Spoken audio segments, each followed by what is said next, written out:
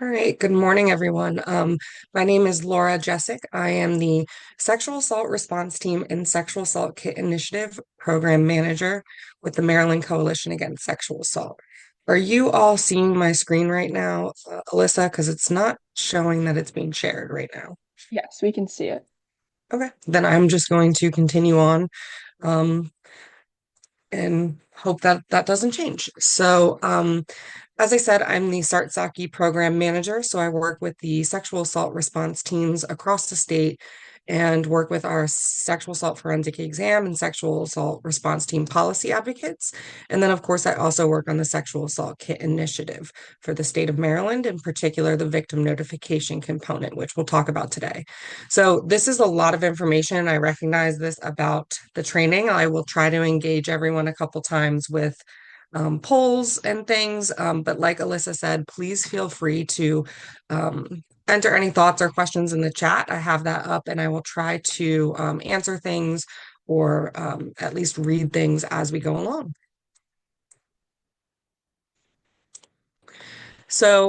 This project and this presentation is supported by the Sexual Assault Kit Initiative Grant, which is issued by the Bureau of Justice Assistance. The awardee is Maryland's Governor's Office of Crime Prevention and Policy, and Maryland operates as a sub-awardee that focuses again on victim services and victim notification. So the content in this presentation today is in regards to Maryland's SAKI project and our victim notification protocol, but it does not necessarily represent the views of the Bureau of Justice Assistance. Before diving into the nitty-gritty of the victim notification protocol and how we engage with survivors, I'm going to give a little bit of overview of the Sexual Assault Kit Initiative as it is the project is seen by the Bureau of Justice Assistance. I'm not sure who all is familiar with SAKI, but SAKI in general is largely just the overall project across the country to address the growing number of unsubmitted and untested sexual assault evidence kits in the nation. So this is commonly referred to as ending the backlog. In Maryland, we identified that there was a backlog in about 2017, and I'll get into some of those details, but that is what prompted us to apply for this SAKI money. The important component I like to mention is that although it is about addressing these untested and unsubmitted kits, it also is working to prevent a future backlog through improved policies and practices for the state of Maryland. I will also mention that there is a difference between unsubmitted and untested sexual assault evidence kits, according to the BJA. And just for your information, an unsubmitted and an untested kit are, like I said, slightly different. Untested kit backlogs are backlogs where a sexual assault evidence kit or the inventory of kits has been sent to a crime lab for testing, but the crime lab is so inundated with work that they need to do that they're not able to get to those sexual assault evidence kits. So a lot of sites that have an untested backlog are really focusing on increasing lab capacity, contracting with private labs to do testing, increasing personnel, purchasing equipment and space. In contrast, the unsubmitted kit backlog is a backlog where the sexual assault evidence kits were never submitted to the crime lab for testing in the first place. So for whatever reason, law enforcement decided that after the survivor reported, had the exam, they determined that the kit did not need to be tested. For the state of Maryland, our backlog is entirely an unsubmitted backlog. So all of our kits, our lab has been able to historically keep up with testing the kits, and what hasn't been tested was never submitted in the first place. So I do tend to use untested and unsubmitted interchangeably, but generally speaking, the state of Maryland has an unsubmitted backlog. So the goals of the funding are obviously to test the untested kits within a SAKI site, and but it's important to note that under the funding, we can't just check a box and say, okay, we tested the kits. The funding recognizes that there's more work to do once the kit is tested, and so it requires that SAKI sites also use money for victim services and engagement, like victim notification. And it can also support things like investigations and prosecutions, because obviously, if we're testing these kits, we have to look at those cases again, and hopefully, we can hold some offenders accountable. There's also some expansion requirements that SAKI requires of SAKI sites or allows of SAKI sites.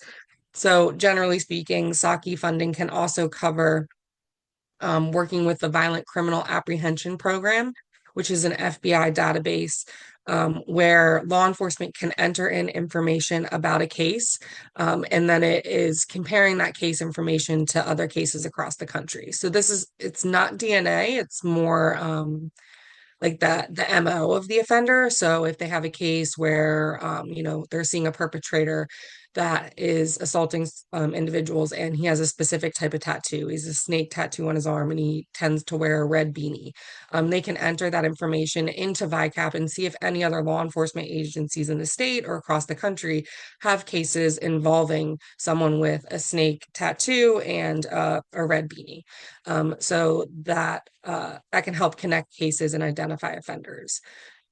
SAKI can also address lawfully owed DNA, which is becoming a huge problem across the country. Essentially, a lot of individuals of violent crime are sentenced and they are required to provide a DNA sample to go into the Combined DNA Index System or CODIS so that they can be identified in any other crimes they have committed or may commit once they've completed their sentence. Unfortunately, across the country, that DNA has not been collected. I'm not sure what the state of it is in Maryland, but there's a lot of projects happening under SAKI going back to offenders and collecting their DNA sample to go into CODIS because it wasn't collected in the first place. Additionally, SAKI can cover storage funding, and that is something that I don't know, but Maryland may need to consider in the future because Maryland's requirement is that all sexual assault evidence kits be retained for a minimum of 75 years. So there is some concerns that eventually we're going to run out of storage space. So that is something that we may need to look at as a state in the future. Um, so this is the Maryland Zaki project, and under Maryland, the Sexual Assault Evidence Kit Policy and Funding Committee really led the efforts to apply for the Zaki funding. That committee essentially operates as a sexual assault response team, but at the state level. So it's chaired by the Office of the Attorney General. It includes law enforcement, crime lab personnel, state's attorneys, forensic nurse examiners, advocates, as well as elected officials. MCASA is present, crime victims' rights attorney. So it is a committee that addresses statewide issues and develops policies and protocols for the state. So the state committee really led the efforts for getting the SAKI funding.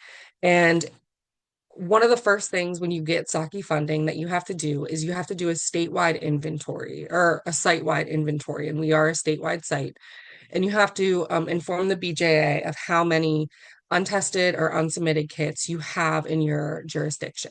So I have a poll here. I'm gonna, Alyssa, if you can put up the poll. But basically, I want to see, what your thoughts are on the state of Maryland's unsubmitted backlog and how many exist. For reference, this is kits older than May 1st, 2018.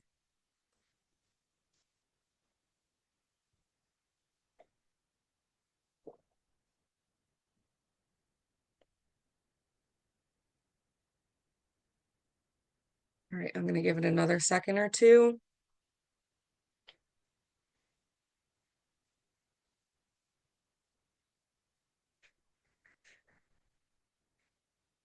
All right.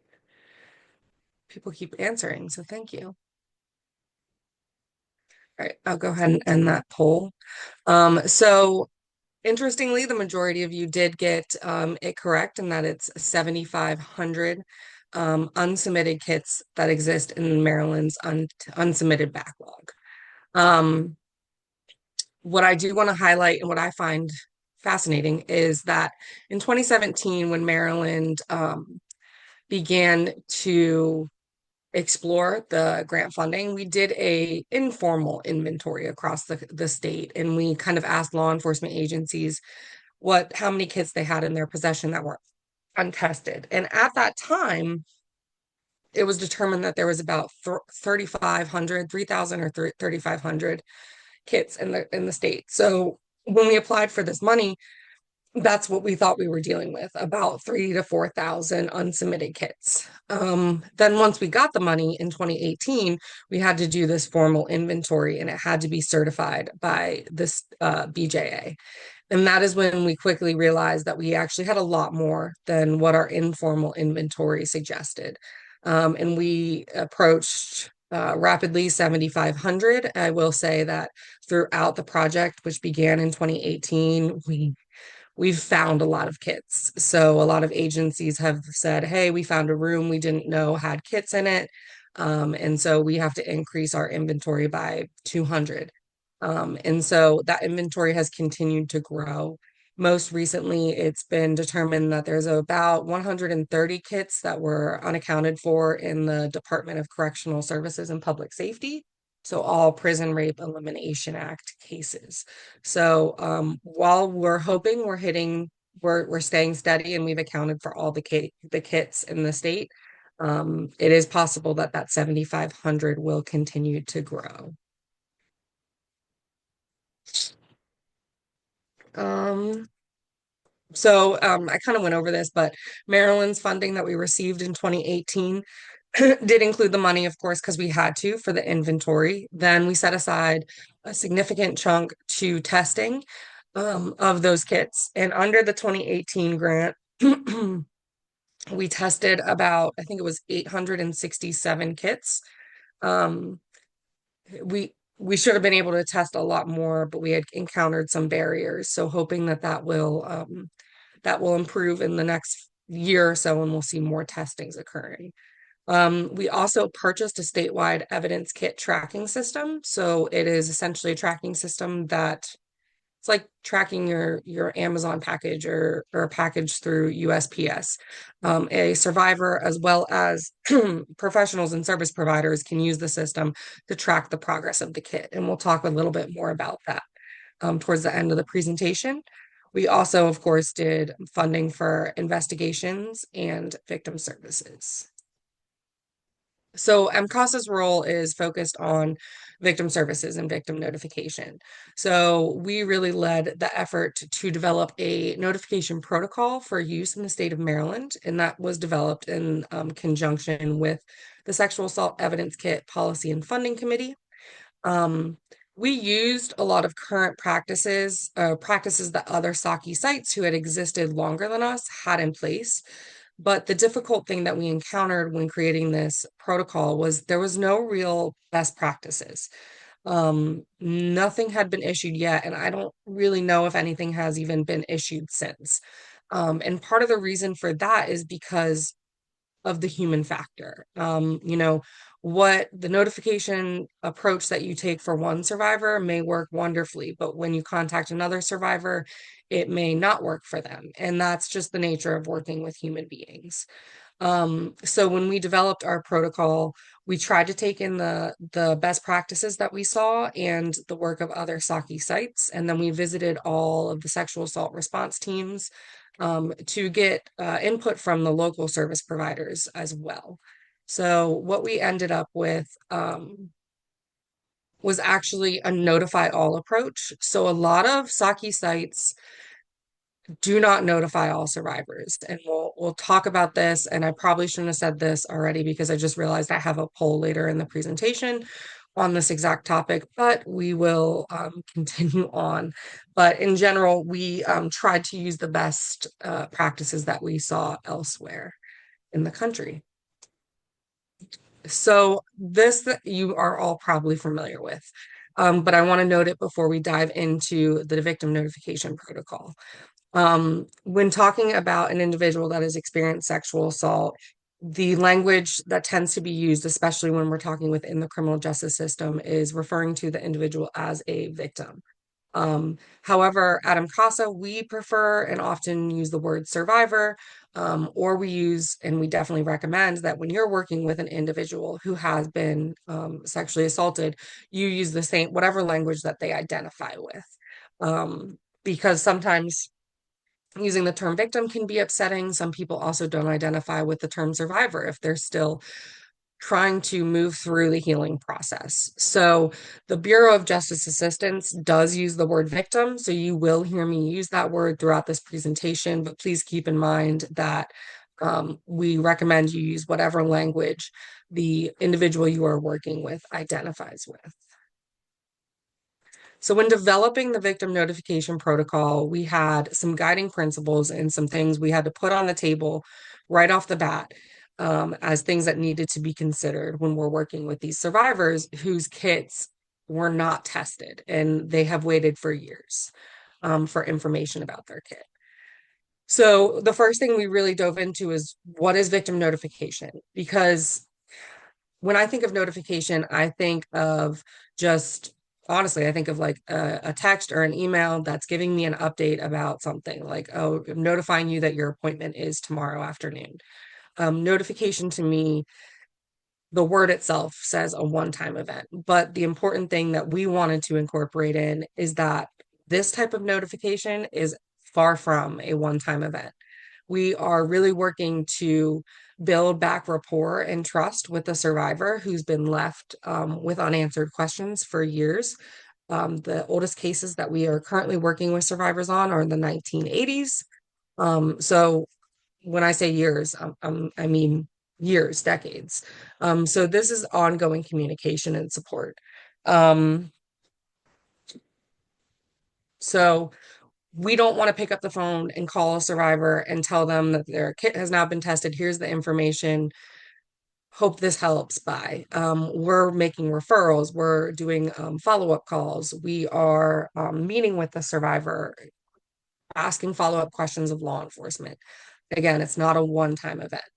And then we also make sure that we're incorporating the fact that it's both legal and psychological. It is not, a lot of these survivors don't want to engage with the criminal justice system. And now that we're kind of providing them with information in relation to a criminal case, they have a lot of legal questions.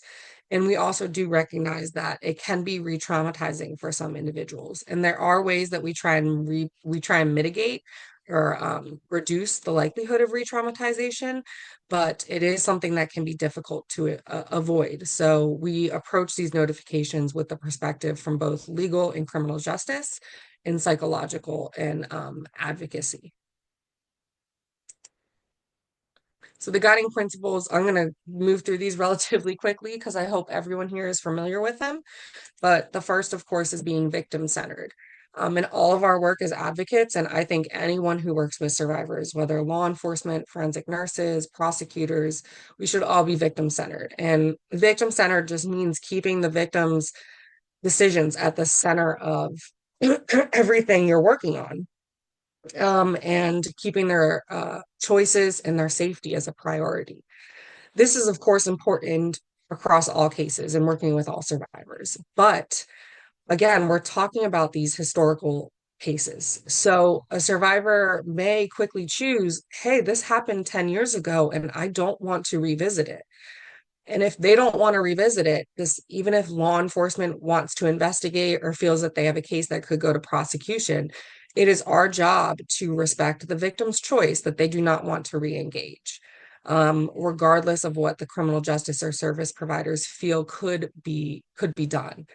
Because the system failed the individual for so long and they have the right to that choice of not engaging. Survivors also have the right to engage. And it's our job as service providers to make sure that when they're engaging, they're safe, their choices are being prioritized, and information is being provided to them so they have the information that they should have had years ago. Similarly, we want to be trauma informed. Again, this is essentially it's very parallel to victim centered, but it's attending to the victim's emotional safety and physical safety as well as their choices. So the thing that I find fascinating when I get into discussions about victim notification is we talk about re-traumatization and um, not wanting to re-traumatize survivors.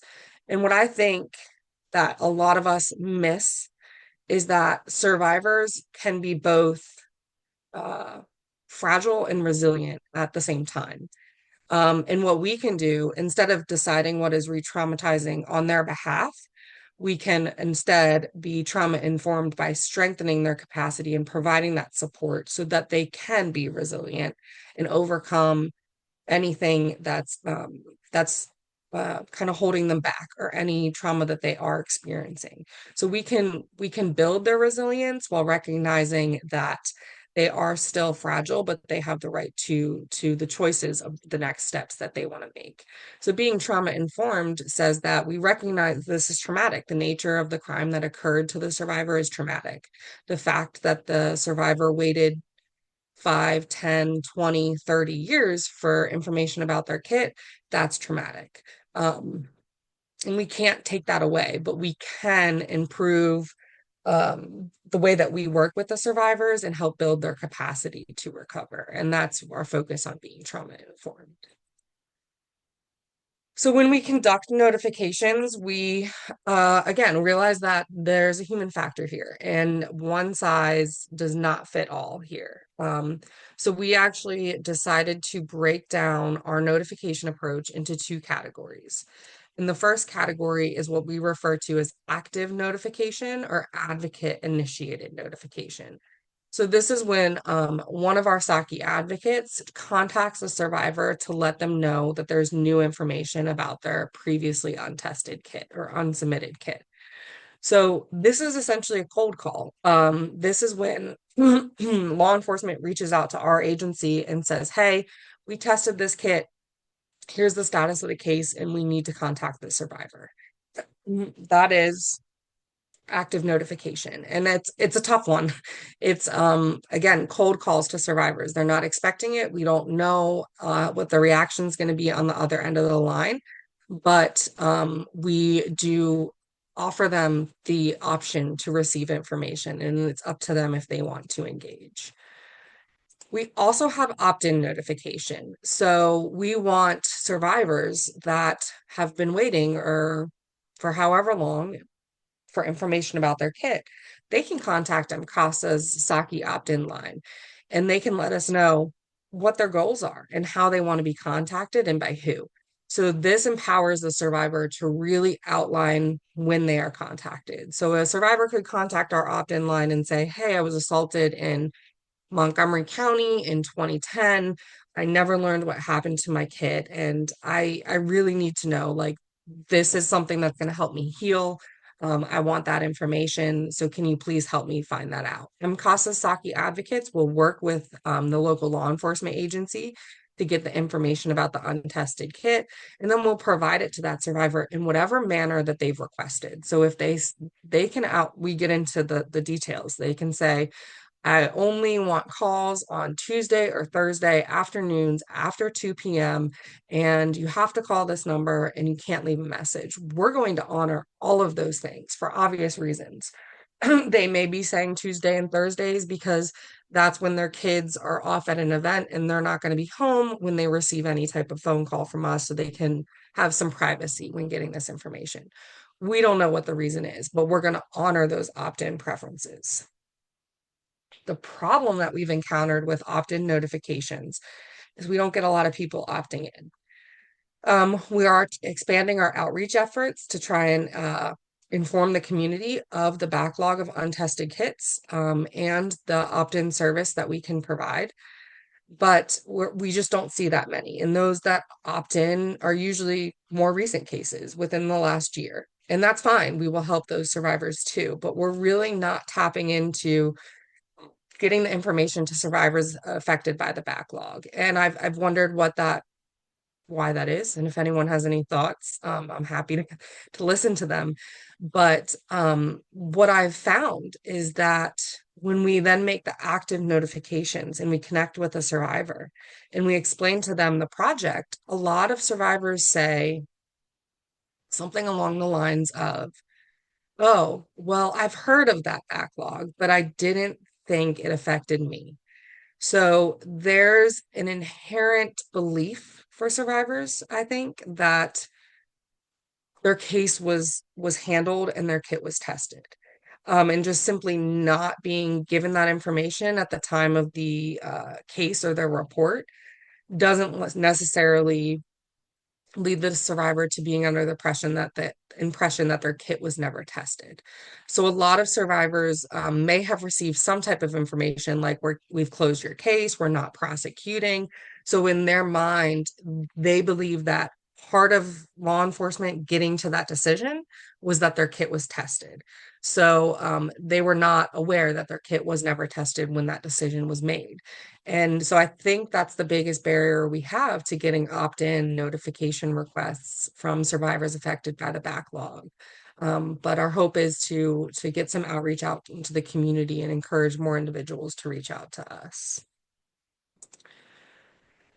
So I have another poll, Alyssa, if you can put it up, about when will notifications be conducted. So I want people's input on when they believe the best time to contact a survivor is. Um, excuse me.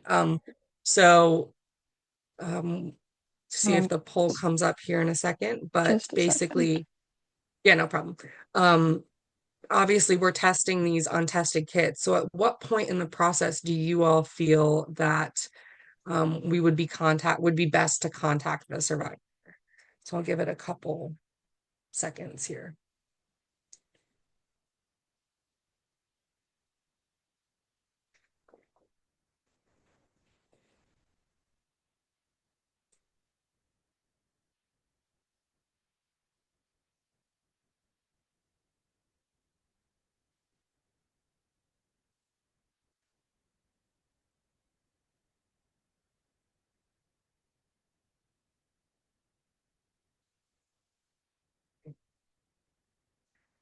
Give it another second or two.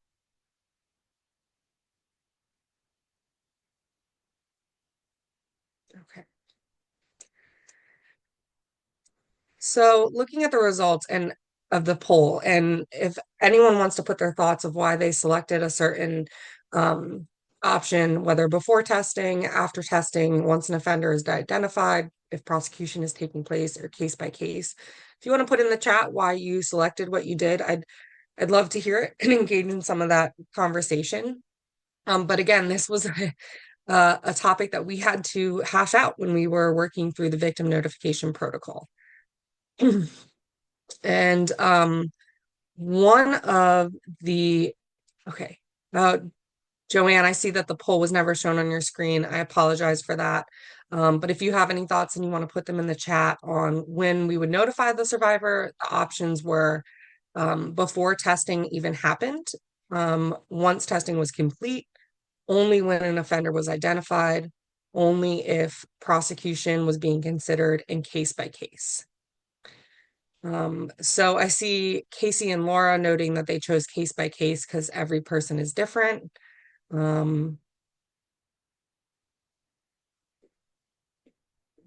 Case by case because you to have discussed it at intake.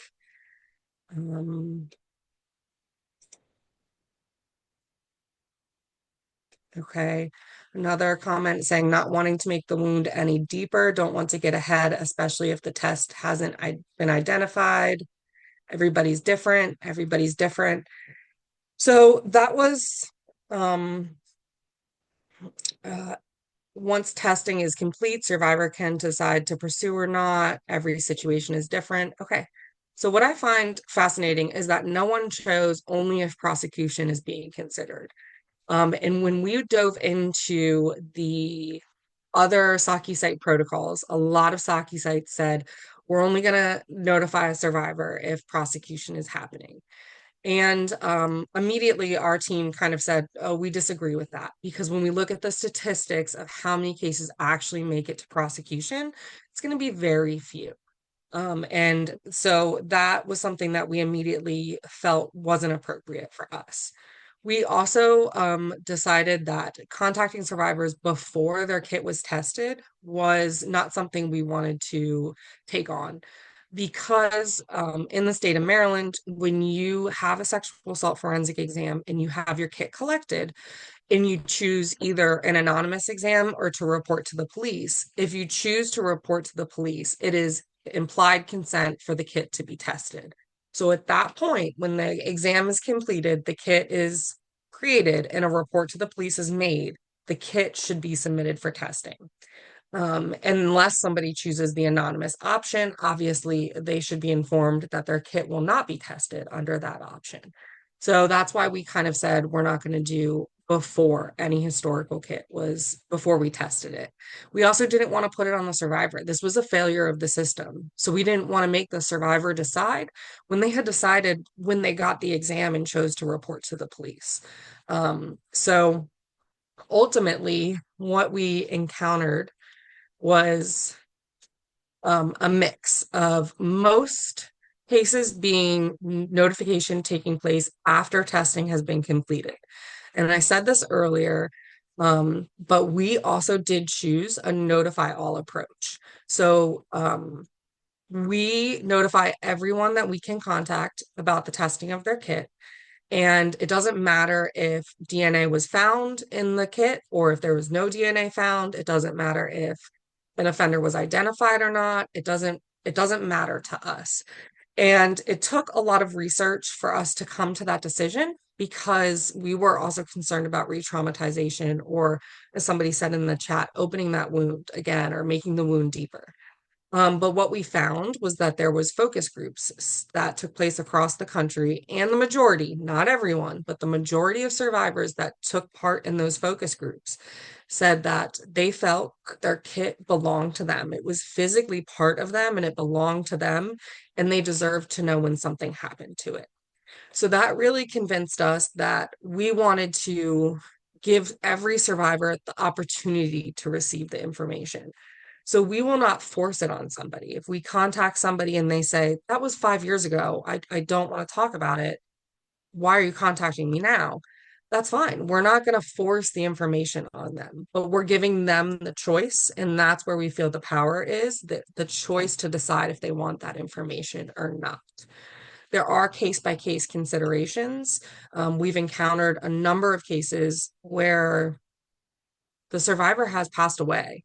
And, there's cases where that offender has now been identified. So we have to make a discussion about whether or not we want to notify next of kin. And generally speaking, we're not in favor of notifying next of kin unless there's going to be a prosecution because we don't know what a survivor had told their family. So we don't want to out them to anyone that they were assaulted unnecessarily. There's also case by case considerations just based on the circumstances of the case.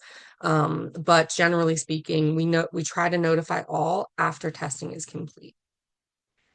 There are some notifications where we will and we have to notify the survivor before testing will be necessary. So before testing can take place. So we have these 7,500 kits. It would be great if we could just send them all off to the lab for testing. But some of the cases have documentation that the survivor actually withdrew from the investigation. And so at some point along the lines, they had stated, I'm not interested. I've relapsed, or this is too much for me right now. I want to stop the investigation. I don't want to engage. And previously, law enforcement did have a practice of presenting a survivor with waivers, and those conditions of presenting a survivor with waivers can be very sketchy in some cases, but essentially they would ask the survivor to sign a form stating that they were no longer pursuing an investigation and they wouldn't hold law enforcement accountable for not investigating the crime, etc. And they would never come forward in the future about the case again. So, really, in those cases, we didn't want to violate what a survivor signed or said. So in those cases, law enforcement is supposed to have send us the case, and we contact the survivor in advance. And we explain to them that their case has been identified as part of the project. It had never been tested. It's our understanding that they signed a waiver or they said they didn't want to proceed, but they have the option to do so now. We also previously, I didn't update this slide because every time I update this presentation, I have to get approval from the BJA. But we also previously had to contact survivors for consensual partner information. So this means that the survivor had the kit collected and somebody asked if they had a consensual partner around the time of the assault, but nobody asked who that partner was, or nobody ever asked the question. And unfortunately, we need that information when testing the kit, because if we test the kit and we come back and there's two foreign DNA profiles, we need to be able to determine which one might belong to an offender. Or if we only find one DNA profile, we need to make sure it belongs to the offender and not a consensual partner, because that could be a violation of the consensual partner's privacy. So previously, we had contacted survivors prior to testing to get consensual partner information. What I find fascinating in these two scenarios is that, generally speaking, for the majority of people that had signed a waiver or said they didn't want to proceed with the investigation, once we contacted them, now said they wanted their kit tested. Most of them said they didn't understand their kit had never been tested. They didn't understand that when law enforcement provided them with a waiver, they weren't informed their kit hadn't been tested and they want it tested now. A lot of survivors that we contacted for exclusionary samples did not want to engage. And a lot of that was because they didn't want to disturb the life of their consensual partner from 10 years ago. This meant that if they had a partner 10 years ago that they're no longer in touch with, they're supposed to give their name to us, and then law enforcement's going to go collect a DNA sample from them. And many survivors didn't want to open that door after all these years. So I think that really demonstrates a failure of the system, because now when that survivor had the kit collected, there was intent for it to be the case to be investigated and the kit to be tested. And we have now lost an opportunity to test that kit and possibly identify an offender and their DNA profile because somebody failed to obtain the consensual partner information at the time. So that process has now completely changed. I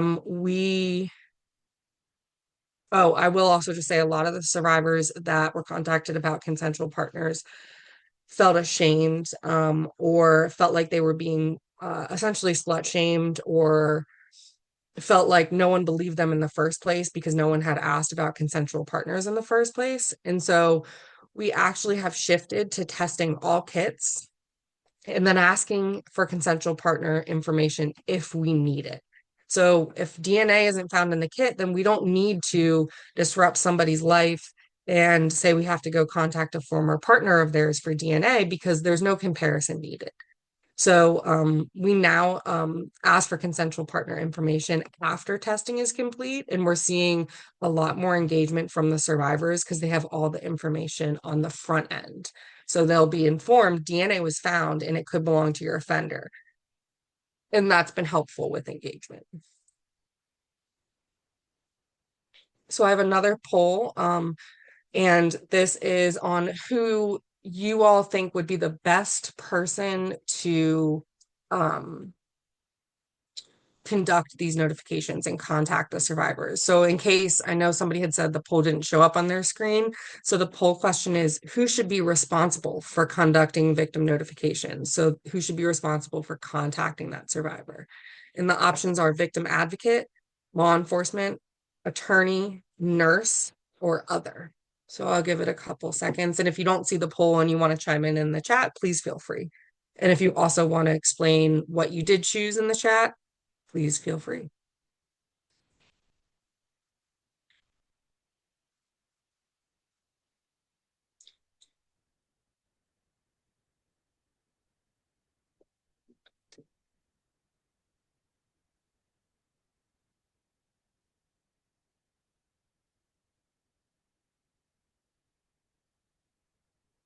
Okay. So it looks like the majority said victim advocate. We have a handful of people that said law enforcement, attorney, or nurse, and then also some other options. So if you have any thoughts on, again, why you chose what you chose, or if you chose other, what you would suggest or what you were thinking, please feel free to put that in the chat.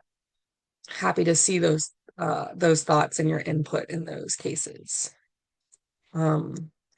But when speaking about how our victim notification protocol outlines this, we really decided, why isn't it working? That a team approach is best. So the team approach is a little bit unique. It doesn't start out as a team approach, but we felt that ultimately it was important to involve an advocate in law enforcement. Um, So I'm also reading the chat. Somebody said the relationship developed between the advocate and the survivor. That's one of the considerations we had. Somebody else noted that I think it depends on the notification. Most times it should be a victim advocate, but for legal things, I would prefer it to be someone from the legal team and nurse for medical. Yeah, so depending on what type of information is being provided to the survivor, then having that person available. Um, James said, I said, I'm not sure, but you said, I'm guessing there's a word missing, but I said law enforcement, maybe, because they are the ones that will conduct the testing. So that's a good point as well. We tried to take all of these things into consideration when discussing our approach. And again, we came up with a team approach, but that approach doesn't start out as a team. That initial contact nurse, okay, so the nurse, because they will be conducting the testing. So I'll touch on that a little bit as well. But our protocol actually starts out with an advocate conducting that first point of contact with the survivor. And this is because our advocates do not work for the system or any system. So we are confidential victim advocates. We are community-based victim advocates. So when we contact the survivor, anything that they have to say to us initially is going to be confidential. We do not have to disclose that to law enforcement or a state's attorney's office. It is solely confidential. And when we make that initial contact with survivors, oftentimes it's like opening a door to just the survivor finally feeling like somebody wants to listen to them and they have a lot to say. They have a lot to say about what happened to them. They want to share their story again. And they also often have a lot to say about how their case was initially handled. And sometimes it's not positive. They had a bad experience with law enforcement for whatever reason. And so that is why we don't want that initial contact to be from anyone from the system, law enforcement or a prosecutor. Once we make that initial contact, every single survivor has the opportunity to speak with law enforcement to ask what the results of their kit testing mean. So, mean for their case, they also have the option to say, like, why wasn't this done in the first place? I want an answer for why you didn't do this 10 years ago. And some people want to have that conversation. So those are things that we can offer. And when they want to speak to law enforcement, they have the option to have MCASA advocate, so myself or other advocates present, and they can also retain one of our attorneys. So if this brings up any legal questions for them, we have a sexual assault kit initiative attorney that is solely dedicated to these issues. So they will all be given the chance to speak to an attorney, not a prosecutor, one of our attorneys, about their case and any legal options they may have after all these years. Nurses would be involved for any medical reason, any medical questions, and sometimes survivors may have medical questions. In Maryland, when you get a sexual assault forensic exam, you can have tests done for STIs and things like that. Survivors may want to ask about any injuries or documentation that were taken during the exam, and that's a question definitely for the nurse. However, I do want to note that the nurses are not conducting the DNA testing of the kit. So the nurses will conduct any medical tests that are necessary, but law enforcement and the crime lab does the actual DNA testing. And the other reason why we wouldn't include a nurse from the start is because nurses and our forensic nurse examiners in particular are considered neutral parties. So if any case were to move forward to prosecution, it cannot appear that they are working on behalf of the state or the survivor in any capacity. They are just neutral parties as evidence collectors, and that's their sole purpose. So we can't incorporate them to give essentially support to a survivor and be put in a position of looking to appear that they're working on behalf of the state or the investigation. So again, it's a team approach based on the needs, but it starts out as this with just the SAKI victim advocate. And like I said, some survivors want to meet with law enforcement, some survivors don't. Um, we will not, we only give DNA testing results to a survivor if law enforcement okays it.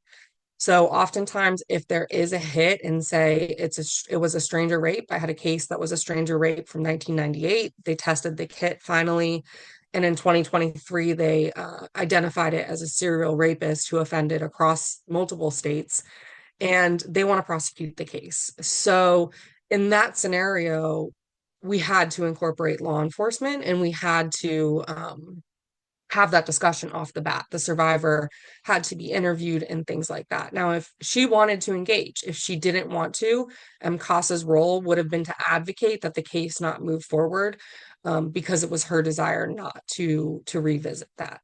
But the idea of the multi-team approach is that law enforcement is available to answer questions about the testing results, the investigation, the case, why something didn't happen years ago. While an advocate is there to provide support and referrals and crisis intervention if it's needed. So MCASA's SAKI team does handle the victim notifications. 10 local rape crisis centers, where I'm sure many of you work, handle victim notifications. The short answer is yes. The reason MCASA kind of houses the program is because the funding was limited. We did not have enough money to fund every rape crisis center to do this work in their community.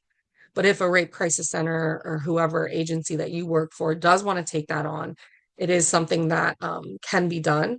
There just has to be regular communication with MCASA. So because we run the opt-in lines, we do house victim notification contact preferences. So, before a survivor is contacted, we would want to make sure that if they've opted in, those preferences are honored. There's also a lot of grant reporting requirements, but the short answer is that other community advocacy organizations can do this work. We just simply encourage that system-based advocates do not conduct the notifications, again, because they are based on the system. They work with the system and they have no confidentiality. They tell law enforcement and prosecutors everything they are obligated to. So we would discourage that from occurring because we want that confidential component from the start.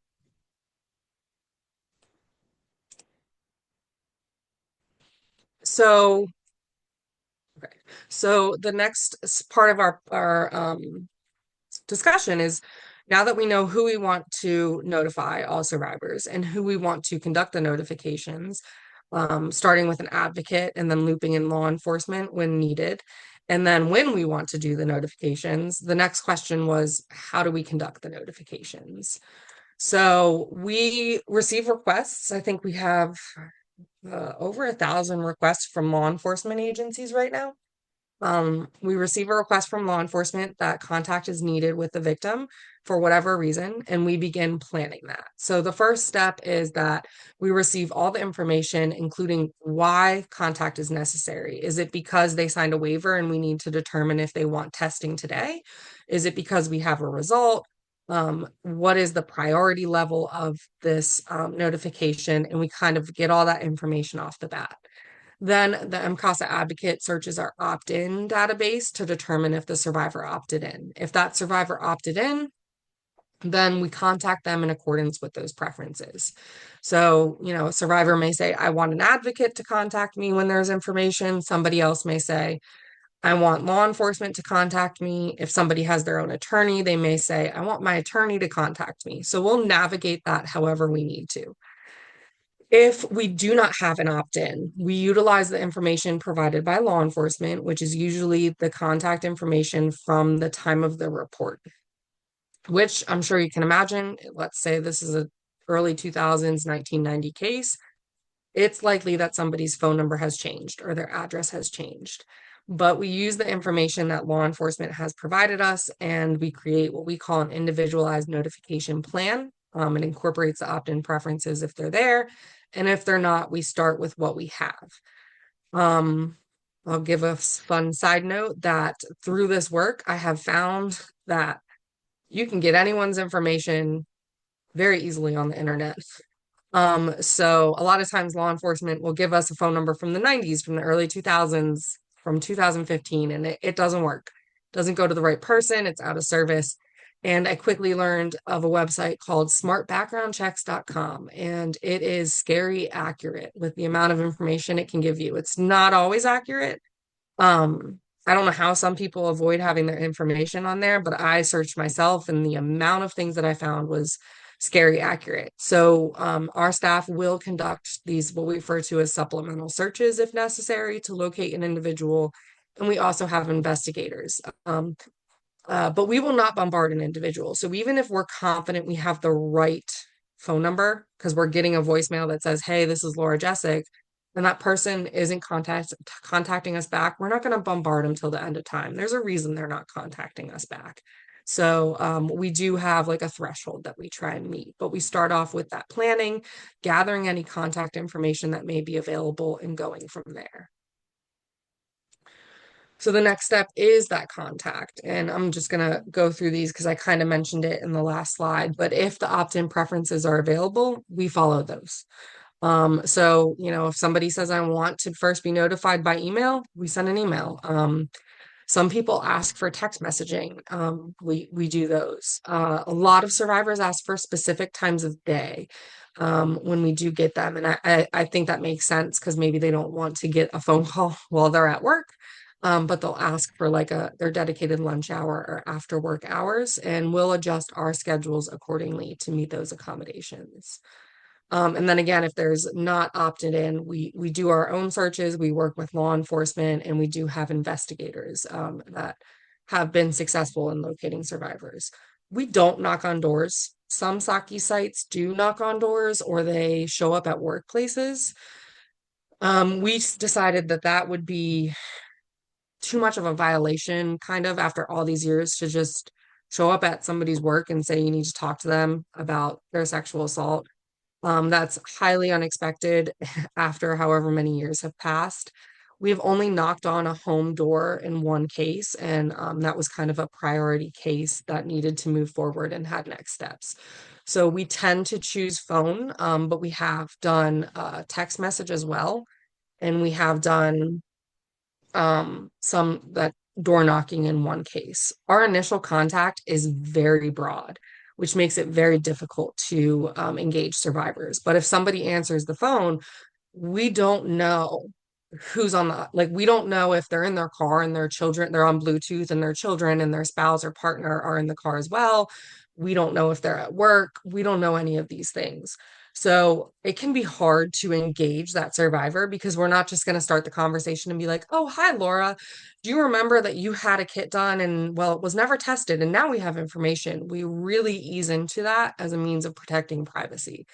And there are a lot of times where survivors have their walls up and they're like very suspicious of us because there's so much spam happening these days.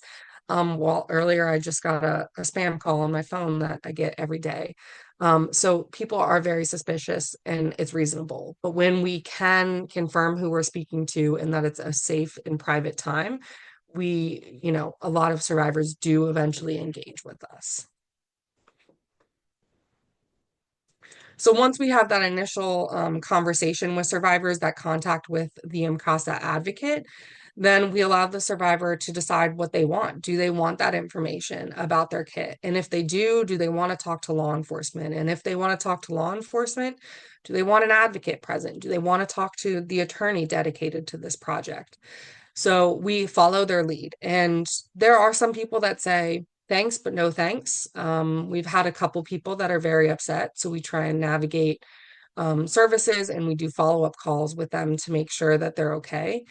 But a lot of people do want that information. And in what format varies. We've had a handful of people say, oh, I'm just going to call law enforcement myself and ask. That's fine.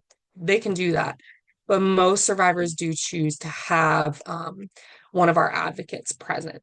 And when we have that follow-up meeting with law enforcement, it's part of the protocol that an apology be offered to the survivor. I always apologize as soon as I make initial with contact with a survivor, and the apology is simple. I'm sorry that this happened to you, and I'm sorry you've waited so long for this information. And that apology is often a tipping point. It's a point where you see the survivor or hear it in their voice that there's some relief and some the number of survivors that say to me, thank you. Like nobody has ever said that to me. Nobody has acknowledged what happened to me like that. And it's a very, very powerful moment. And we ask law enforcement to offer that same apology as well. Um, do they always? No. Some law enforcement feel that they weren't here in 1990 when the decision was made not to test that kit, so they shouldn't have to apologize. But our general guidance is that that doesn't matter. We're not apologizing for our own actions. We're just apologizing for what the survivor experienced. And then once they meet with law enforcement, they get to discuss any next steps. And that may be that they need to come in and do another interview. It may be that we need to talk about consensual partners, but we really empower the survivor to determine what that looks like and how they want to proceed. So some people take the information and then say, that's all I want. I just thank you for that. That's the information I needed. My kit was tested. Those are the results. And that's as far as I want to go. I'm not going to re-engage. And that's fine. But some people do want to re-engage and they want to know what that will look like. And of course, our advocate makes the appropriate referrals. And sometimes it was fascinating when we first opened the opt-in line. All of our opt-ins were coming from the West Coast. I don't know how it happened, but it was people that used to live over here or had visited Maryland for some reason, and that's when the assault took place, and they're on the West Coast now for whatever reason. And so sometimes it's a lot of research to figure out what services are available in their area, but we always refer if they are residing in Maryland to the local rape crisis center or other advocacy agencies. We're working on putting together a packet of information for these survivors. So if of course, our local rape crisis centers will be included, but if you work for a specific type of advocacy organization and you would like your information to be included in that packet, please feel free to shoot me an email as we're working on that. We want to be as comprehensive as possible. So I already talked about this. I got ahead of myself, but the survivor piece, like I said, is incredibly powerful. And it's probably the most emotional moment that I experience with every notification because up until an apology is offered, you often feel like the survivor, you can tell they're on guard. They have their walls up. They're hesitant about talking to you. They don't know what you're going to say. They don't know if you believe them. They may have had a bad experience. And that is the moment where those walls break down. And research does show that the survivors are more likely to re-engage when you offer that apology. Like I said, law enforcement sometimes disagrees, and there was a lot of conversation because law enforcement felt that if they offered an apology, they were more likely to be sued by the survivor. And I can understand from the perspective that offering apology suggests that you're saying you did something wrong. But from our perspective, you know, offering an apology versus not offering an apology doesn't change the survivor's ability to sue a law enforcement agency. That ability is present regardless. So we just recommend that it be offered to them, and oftentimes if it is, they're less likely to feel reluctant to engage or to feel to feel negative about working with law enforcement because of the apology. In our protocol, this is a horrible image. I can't figure out how to fix it because I took this directly from our victim notification protocol. So I apologize for it being blurry, but there are some tips for offering an apology as both an advocate and law enforcement. But again, it's not about saying that we personally did wrong. It's just about acknowledging what the survivor went through and that they were left without those answers for so long. So step 4 of the notification process is just empowering the survivor to take the next follow-up steps that they want to take. So a lot of survivors know what they want to do off the bat. They say, yes, I want that information. I want to meet with law enforcement. Or I want that information, but I want to hear it from an advocate. I don't want to talk to law enforcement at all. But a lot of survivors also say, I need time to consider this. I'm like, thank you for telling me, but I don't know if I want that information. So we let them kind of hash that out and follow their lead. So some survivors say, I need time. Will you call me every week to check in? And some survivors say, I need time and I'll call you when I'm ready. So we really followed that and empower them to make those choices. And then we also just do what we do when someone opts in, is we ask them, okay, we've had these meetings, we've had these discussions. If something comes up in the future, how do you want to be contacted? What phone number? Are you comfortable with the detective contacting you directly, or do you want an advocate, or do you want both of them? How do you want to receive that information? If they're being asked to do an interview, and we have seen that, do you want an advocate present? Where are you comfortable? Are you comfortable going to the local police department, or do you want them to come to you? Um, you know, when I went with law enforcement and knocked on a survivor's door one Sunday morning, we couldn't just have a conversation with her in her house. Her son, who was not born at the time of the assault, was in the house, and she had indicated that he was not aware of what happened to her. So we really have to ask these questions and navigate it and empower them to make those choices. Again, we also always ask about what support services they have to begin with. Some survivors have been already engaged in therapy. Some survivors never got those services, so we really work with them. And then we also give them the opportunity to speak to anyone privately. So if they don't want the advocate present and they just want to talk to law enforcement, they can do that. And we ask that law enforcement honor if a survivor's request to speak separately with an advocate.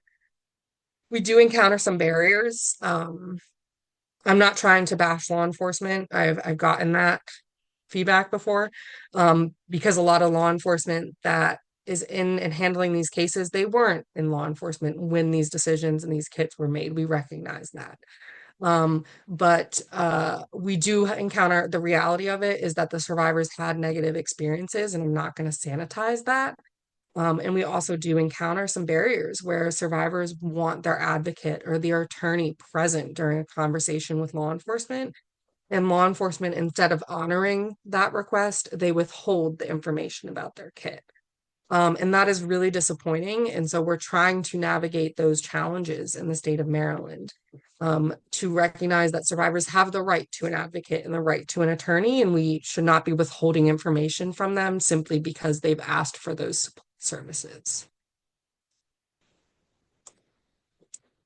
Lastly, we have a survey. This is new territory for SAKI. Apparently, other SAKI sites have tried to do surveys to gather data on the impact of the victim notification process and the survivors. And not many sites, well, like no sites have had success with it. So we did create a survey that we ask all survivors to fill out once we've gone through the process with them and they've made some decisions about how they want to engage or if they want to engage. And I was really excited about it. But we are encountering the same problems that the other SAKI sites have encountered, and we just don't see a lot of people filling it out. And I can't fault anyone for that because I constantly get surveys. I think I just got a survey because I went to Target and it was like, how was your experience at Target? And I was like, I'm not answering this. So I understand. But the feedback that we have received, 100% of the survivors have said that the victim notification process was helpful to them and allowed them to heal.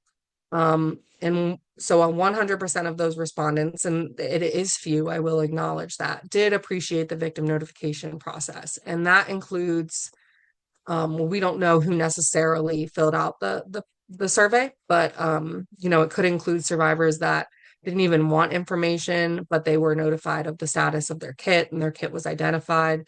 Could also include survivors that did do interviews with law enforcement after notification. So we are seeing that positive feedback, but we do want to try and capture more feedback from the survivors because we will use it to determine if any of our approaches need to be altered. Because again, we recognize this is not a one size fits all, and there are survivors every now and then when we call them and they're upset to receive the phone call. So if we need to adjust, we're hoping to gather that information in the survey. If you're looking to be involved more in the SART project or the SAKI project, we do recommend like getting involved with your local SART or just discussing within your agency how you can communicate with survivors information about their sexual assault evidence kit. MCASA does have a Know Your Rights brochure for your sexual assault evidence kit because survivors do have rights over their kit now. It took years for that to happen, but they do have those rights. So if you want to be discussing those with survivors, we can provide your agency with those brochures because they have the right to be informed if law enforcement is going to test their kit or not. They have the right to challenge a decision not to test their kit. They have the right to know the results of testing and so on. So definitely getting involved and encouraging or providing that information to survivors. And that applies to survivors that were assaulted in the 90s, and that applies to a survivor assaulted today. So those are things that we encourage. A couple things about what's new under Maryland's SAKI project. There is a SAKI project impact map on our website. I have the link pulled up. I'll put it in the chat at the end of the presentation, but essentially you can go to your county or any county and see every law enforcement agency that has untested kits in their possession will be listed, and you can see what progress they have made. So for example, if you go to Frederick County, you'll see a list. Thank you, Alyssa. The link to the impact map is in the chat. So if you go to like Frederick, you'll see both Frederick City Police Department listed and the Frederick County Sheriff's Office. You'll see what their inventory is and how many kits they've had tested with SAKI funds so far. So we're really hoping that this builds some accountability with law enforcement. You will see agencies that have not submitted any kits for testing since the SAKI project started in SAKI 2018. So we're hoping to build some accountability and also awareness among the community. And if you have any questions about what you're seeing for a particular agency or county, you're welcome to reach out to me. I'm happy to answer them. Some agencies, so like Montgomery County, they have a large inventory when you look at it because they've never destroyed a kit. Like their inventory goes back to the 80s. They've never destroyed a kit. And you'll see that they tested about 100 or 100 some kits under the SAKI project. So, but then additionally, they secured their own money to keep testing kits. So we have the reported numbers of tested under the SAKI project, but they've also been testing with different funding options. So their inventory may actually be a little lower than what you see on the screen. Additionally, like a county like Culver County, you're going to see that there's no inventory there. So the sheriff's office there reported that they have no untested kits older than 2018 in their possession. So if you have questions about what you're seeing or not seeing, you're welcome to reach out to me. And then also, like I said earlier, there's now a tracking system in the state of Maryland. It's called Track It. And it's essentially like tracking a package, like I said. So law enforcement agencies, forensic nurses, state's attorneys, and crime labs are all required to use it. So when a kit is collected at the hospital, it is entered into the tracking system. And then when it has a barcode on it, and everyone has scanners. So then when law enforcement picks up that kit from the hospital and it's in their possession, they scan it. And then when it goes to the lab scans it. And then once the lab is done with it and it goes back to law enforcement for storage, it's scanned again. And the survivor can see that timeline as it moves through the process. So like if they see that their kit isn't moving and they don't know what's happening, they're welcome to contact our office and we'll try and figure out why their kit isn't being tested or what's going on with it. It doesn't show details. So if it says that like the kit has completed testing and it's with law enforcement for storage, it's not going to show those results because we don't want to create panic. Like we don't want it to just say, offender identified. That could create panic if somebody's looking at it at 1 a.m. or something. So it doesn't give details, but it gives information on who they can contact for the details. The survivors can also set up notifications in the tracking system. So they can log in and say, I want to receive a text message whenever there's an update on my case, whenever my kit has moved. And they can outline those notifications and how they receive them and when they receive them in the system. This was launched in May of 2018. So from its launch date, every kit that was collected at a hospital was required by law to be put in the tracking system. That means that any kit older than May 1st, actually last year, so May 1st, 2024. So any kit older than May 2024 is not in the tracking system, but it is required by law that every law enforcement agency enter all of the kits in their possession in the tracking system. So eventually, every survivor, regardless of when the assault happened and the kit was collected, will have access to this information in this site. So these are just some tips. We have the protocol, and we have some social media posts that people can use in both Spanish and English if they want to post our opt-in line information to the public. We're hoping to get out some advertisements in like bus shelters and buses in the near future. But these are things that you can do to help raise awareness, engage in your local SART to help make sure your local community is engaging in the SAKI project as required. And then I'm going to end with a survivor story. This is a story from Leah Forney. She's actually on our staff now. So she reached out to us several years ago and wanted to share her story and asked how she could help. And she normally presents today's presentation with me, but she was unable to make it today. But we do have a recording of her story. And so I'm not going to give more details because it's her story to tell. But her contact information will be on the last screen. So if you do have any questions about her experience, you can reach out to her. I will note that this video is very quiet. I don't know why. So I'm going to raise my volume as high as I can. And I recommend if you're having trouble hearing, also raise your volume, and I can make sure Alyssa Alyssa has the link to send out to everyone if you want to view it separately if you can't hear. So I apologize for that. And I will note that this is, a sensitive topic. So it's a personal account of her experiences. So just being aware of that content information. Just give me a second to find the right place to start. Please note the position.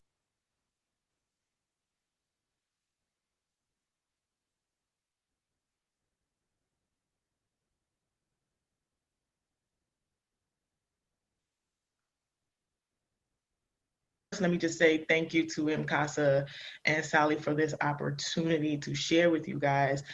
As Laura mentioned, I am a thriver of sexual assault. I do not see myself as a victim or a survivor of sexual assault, but it was not always like that for me, right? And so for me, the day that my life changed drastically, or what I like to call a defining moment in my life, was January 27, 2013 in the state of North Carolina. I was raped in my apartment by somebody I knew.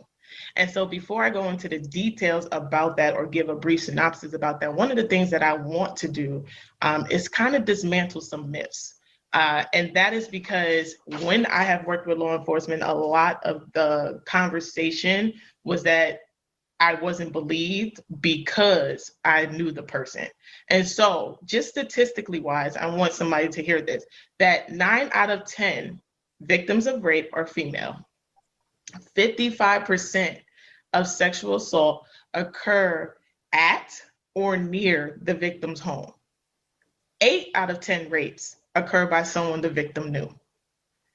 39% of those rapes are committed by an acquaintance, and 33% of those rapes are committed by either a current or former spouse, boyfriend, and or girlfriend. Now, you're probably saying, why does that even matter, right? And that is because as a thriver of sexual assault, I fell into those statistics. And because I fell into those statistics, I felt that my case was mishandled because law enforcement did not believe that because I knew the person, had a casual dating life with that person, that they could not have raped me, right? And so just a brief synopsis of my story. I met my perpetrator after living in the state of North Carolina for 2 years. We met at a car rental place. He was working at the car rental place at the time. I happened to be there because I was looking to rent a car due to my car breaking down, right? He was very charming. He was very sweet. We engaged in conversation. When I decided not to get the car rental, he offered to drive me home. Hence, he knew where I lived. He even offered to take me to dinner. Hence, he was charming, right? So after about 1 or 2 dates with this individual, I decided not to see him anymore. But he was always around. He was always around, and he would always randomly pop up in places where I was. It was almost as if he had a GPS on me, right? So January 27, 2013, he randomly calls me, right? When he randomly calls me on that specific day, I happen to be in a very emotional state because I just got off the phone after receiving a phone call of a loved one passing. So when he calls me that day, I'm already an emotional wreck. He offers to come over and console me. And against my better judgment, I allow him to. Little did I know he was already sitting outside my apartment. So he comes to my house, again, under the guidance of I'm here to support, here to comfort you. But the minute he walked in my unit, something just did not feel right. There was this gut-wrenching feeling on the inside of me that said something is not right. He sat on my couch, and instead of consoling me, he proceeds to want to argue about why I no longer wanted to deal with him. I asked him to leave, and as he pretended to leave, he immediately grabs me and proceeds to rape me right there in my apartment. Now you can imagine, and that's just a brief synopsis of what happened on that day. You can only imagine the emotional turmoil, the physical turmoil, the upset, the fear that I was in that moment in time in my life. And because of that, I really wanted to share just that synopsis so you can understand how difficult this is when you're encountering a victim or a survivor or a thriver of sexual assault. Not many of them have what I like to call the resiliency factor. For me, I was able to bounce back. I was able to get the support, go to therapy, rely on my family, rely on my friends, rely on my spirituality and God to get me through. So many of them don't have that opportunity. And so I wanted to leave you guys with an understanding of how to look at victims. I think many times when we encounter a victim, whether it's of sexual assault of any crime, we immediately think that this individual is weak. And we're not weak. We may be in a weakened state because emotionally we are trying to process all that we feel and all that is coming to us, but we really want to be empowered. We really want to make the right decision for us in order to get through what it is that we're facing. And so every victim, survivor, or thriver of sexual assault needs the following from law enforcement or anyone that they come in contact with, right? And so the V in victim stands for validation. Put yourself in their shoes. What if that was your daughter? What if that was your mom? What if that was your aunt? What if that was your uncle? Put yourself in their shoes. Empathize with them. Listen to them. Offer an apology. And let me say, the apology is not coming from a personal place. We're not saying you have to personally take responsibility for what happened. But what we are saying is, hey, it would be nice to say, you know what? We dropped the ball. I am sorry. So offer an apology. Validate what it is that we're feeling. Validate what it is that we're experiencing. The I in victim stands for insight. Don't be afraid to provide them with resources and information about the process from beginning to end. One of the things I wish the state of North Carolina did was give me insight. It's a lot of information that I found out 8 years later after my rape kit was tested that I wish I knew 8 years ago when I was going through this process. And so because I didn't have the insight, I didn't know what the process was going to look like. I didn't know that after the rape kit comes, then I have to go through the notification process and have to meet with the DA. And I didn't know these things. So provide the insight, give them the resources. And if you don't know, connect them to somebody that does know so that they feel like they can make a very informed decision about what it is that they want, because this is their choice. The C in victim stands for compassion. Again, be a listening ear. They're not trying to beat you up. They're not trying to blame you for what has happened. They just want to be heard. We just want to be heard. And again, I can only share from my experience. I wish that I was heard. I wish that I didn't have to stand in front of, and I'll share, when I encountered law enforcement, the officer literally asked me 7 times, was I sure that he raped me because I knew him? 7 times, I counted. That's not being compassionate. If I tell you that that's what it was, then compassion is believing me enough to say, okay, we'll take the report. We'll do what we have to do to support you. So be compassionate. The T in victim stands for timely. Provide them with timely and up-to-date information regarding their case. I shouldn't have to wait 8 years to find out that the DNA test came, like it was a DNA match on my rape kit. To me, that's an injustice. So provide them with timely information. Let them know, hey, this is where we are in the process. This is what needs to happen next. This is the part we need you to play. Again, taking them on that journey with you, step by step together. It's a partnership. And I know law enforcement a lot of times get a bad rap, but you want to know how we can build that bridge? It's to partner together with the victim, the survivor, or the thriver. Because we don't know what's best for us, but the more insight we get, the more we can make an informed decision. The I in victim stands for instruction. Again, be willing to guide them through this process. Be willing to hold their hand as they make a decision. And let me tell you, the decision is very hard to make.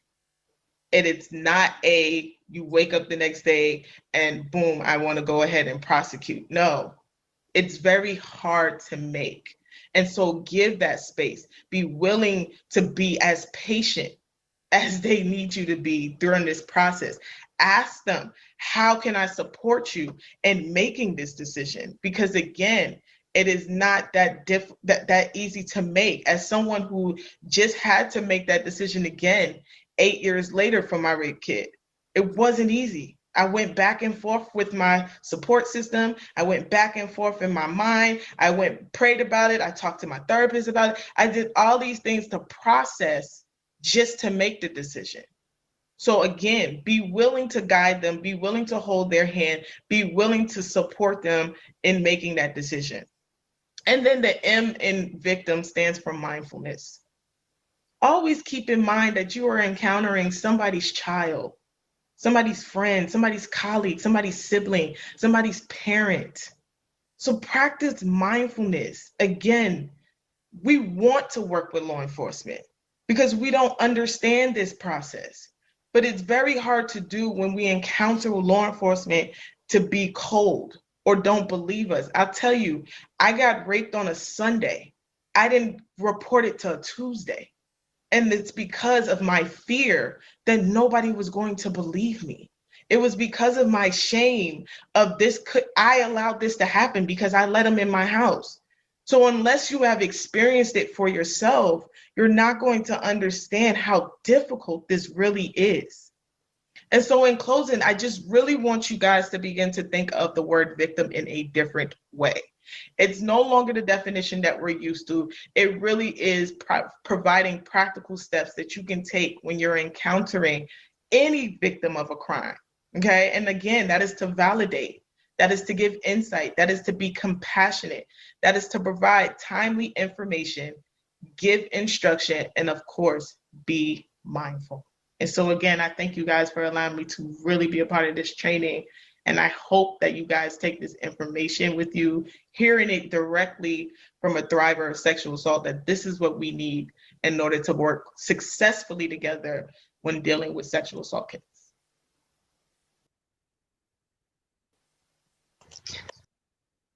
Okay, so that kind of wraps up the presentation, and both my information and Leah's information is on the screen if you do want to reach out to either of us. Excuse me. I do like to add, you know, Leah, again, she's part of our team at MCASA, and sharing her story, I think, is very brave. And I'm sorry she couldn't be here herself today. But we do appreciate that. And we appreciate all the work that you guys are doing in your communities and in Maryland. If you have any questions about the backlog or how kits are tested in the state of Maryland, what requirements they are, any more details that I didn't provide today, please feel free to send me a message, and I'll hang out here in case any questions come in from the chat. But thank you, and I hope you have a good day. Thank you again, Laura, for that wonderful presentation. I posted the anonymous evaluation into the chat. Again, we greatly appreciate all feedback as we are constantly striving to improve. Additionally, if you are seeking a certificate of attendance or a certificate for social work CEU credits, you must complete the evaluation form. Upon submitting the evaluation form, you'll see a box at the top of your webpage containing a link. And if you click on that link, you'll be able to access our certificate request form. I'll be sending out a follow-up email later today with a copy of the recording, the PowerPoint slides. I'll include the link to the video that Laura showed, and a couple of other resources related to the SAKI project. So again, thank you all for coming, and we hope to see you tomorrow.